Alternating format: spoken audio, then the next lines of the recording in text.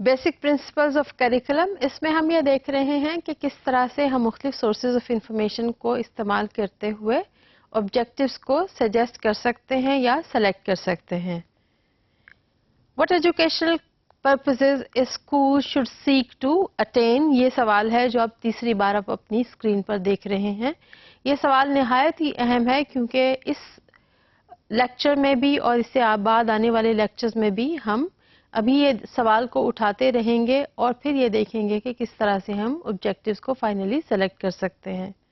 Sources of information and objectives, हमने इसका भी पहले जिक्र किया और इसमें किस किस किस्म के सोर्सेज होने चाहिए। What should be the sources of information from which we can gather some information and then we can decide upon the objectives, and what kind of information can be obtained. So first thing is, what is the source? What is the name of the source? Second is, what kind of information we can gather from these sources, and third is that how this information can be used to identify the objectives which will be important for educational purposes.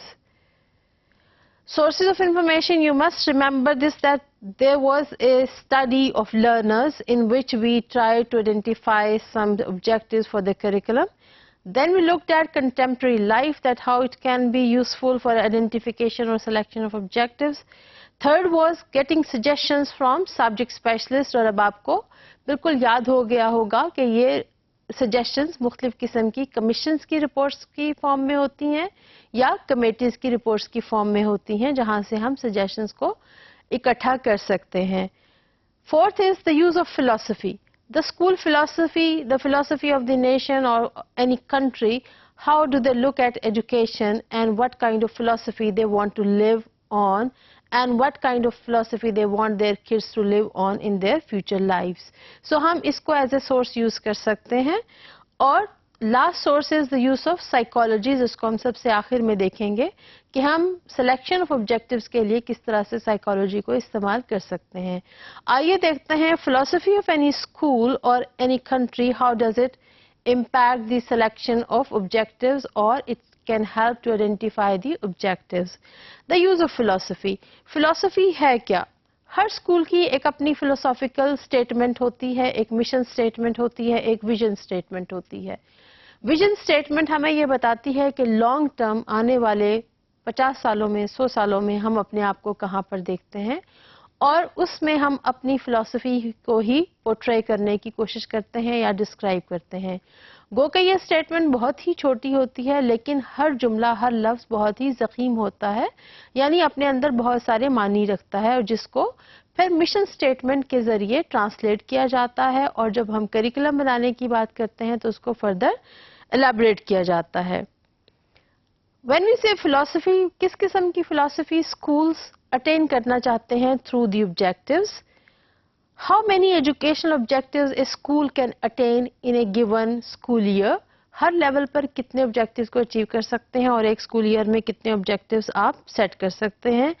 And then judiciously, how many objectives should school try to achieve in a given year through the curriculum. These are important questions which we are to be asked while we are using philosophy as one of the source of information for the selection or identification of objectives. There are certain facts about the suggested objectives. आपने देखा कि हमने learners से कुछ information gather करने की कोशिश की और देखा कि वो किस किस्म की एजुकेशन हासिल करना चाहते हैं, क्या कंटेंट पढ़ना चाहते हैं, उनके क्या इंटरेस्ट हैं। उसके बाद हमने देखा कि कंटेम्प्रेरी लाइफ के इश्यूज एंड प्रॉब्लम्स क्या हैं और किस किस्म की एस्पिरेशंस ये रखते हैं, किस किस्म की ख्वाहिशात लोगों में हैं, पेरेंट्स में हैं, बच्चों में हैं, और इन ख्वाहिशात को हम किस तरह से एजुकेशनल ऑब्जेक्टिव्स के ज़रिए हासिल कर सकते हैं, और हुसूल का तरीका वही है कि हमने टीचिंग और लर्निंग से इनको हासिल करना है। थर्ड सोर्स ऑफ इंफॉर्मेशन हमने डिस्कस की सब्जेक्ट स्पेशलिस्ट और उनकी रिपोर्ट्स में किस तरह से सजेशंस दी जाती हैं, और उन सजेशंस को हम किस तरह से मुख्तलिफ किस्म के फंक्शंस में ढाल सकते हैं, और उन फंक्शंस से फिर हम एक्सट्रैक्ट कर सकते हैं कि उन फंक्शंस को अगर हम पूरा करना चाहते हैं तो हम किस तरह से एजुकेशनल ऑब्जेक्टिव्स उनसे ऑब्टेन करके और अपने करिकुलम में शामिल कर सकते हैं। अब आपके पास एक वैरायटी ऑफ ऑब्जेक्टिव्स आ गई और it's a big collection of objectives जो आपने इकट्ठी कर ली. Objectives are in the large number while we are trying to prepare a curriculum. एक चीज ज़हन में रखना बहुत ज़रूरी है कि ये तमाम प्रोसेस हम इसलिए बंद नहीं कर सकते या ख़त्म नहीं कर सकते कि बहुत सारे ऑब्जेक्टिव्स हमारे पास इकट्ठे हो जाएंगे. जब भी आप करिकुलम डेवलपमेंट का प्रोसेस करेंगे आपके पास बहरहाल ये कलेक्शन ऑफ क्वेश्चंस इकट्ठी होनी ही है. लिहाजा हम इस कलेक्शन को ज़ाया नहीं कर सकते और ना ही हम करना चाहते हैं. आपके पास एक कलेक्शन ऑफ ऑब्जेक्टिव्स आ जाती है.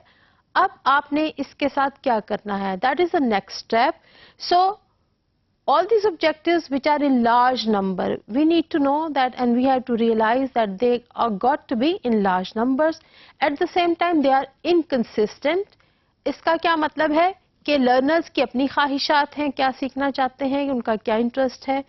कंटेम्प्रेरी लाइफ के अपने प्रॉब्लम्स हैं और वो अपने तरीके से एजुकेशन को आगे बढ़ाना चाहती है. और सब्जेक्ट स्पेशलिस्ट जो एक्सपर्ट्स हैं अपने अपने फील्ड ऑफ एक्सपर्टीज में और सब्जेक्ट्स में, वो किसी और तरह के ऑब्जेक्टिव्स को सजेस्ट करते हैं. लिहाजा you have a diversity among the objectives and there is an inconsistency upon the objectives, and then we say there is a large number or large collection of objective which is to be sorted out very carefully.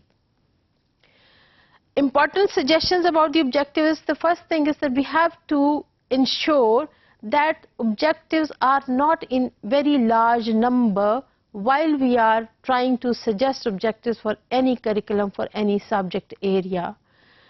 Second is that these objectives are to be consistent with each other and they should be supplementing each other. They should not be contradicting with each other and they should not be in conflict with each other.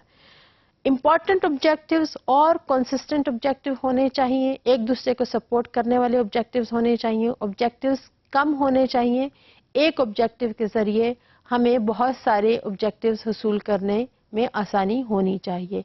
So when you will have few objectives and then they are important objectives and they are consistent objectives, this exercise is going to be very, very demanding.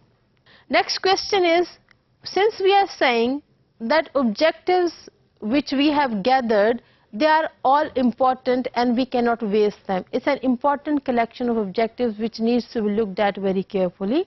So what we are going to do is, we will look at the objectives and we will try to eliminate the objectives which are unimportant or inconsistent with each other, and from these objectives then we can collect the objectives. So the question is, कौन सा तरीका हम इस्तेमाल करें कि हम unimportant objectives को निकाल सकते हैं, हम इनकंसिस्टेंट ऑब्जेक्टिव्स से छुटकारा हासिल कर सकते हैं और हम चंद एक ऑब्जेक्टिव्स को सेलेक्ट कर सकते हैं.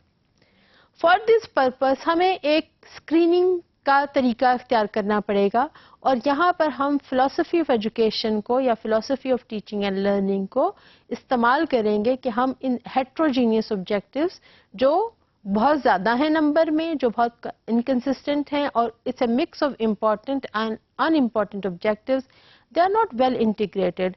सो we will use philosophy to further sort the objectives which we have gathered from all these sources, that is from the learners themselves, from the contemporary life and from the reports which are being developed by the subject specialists.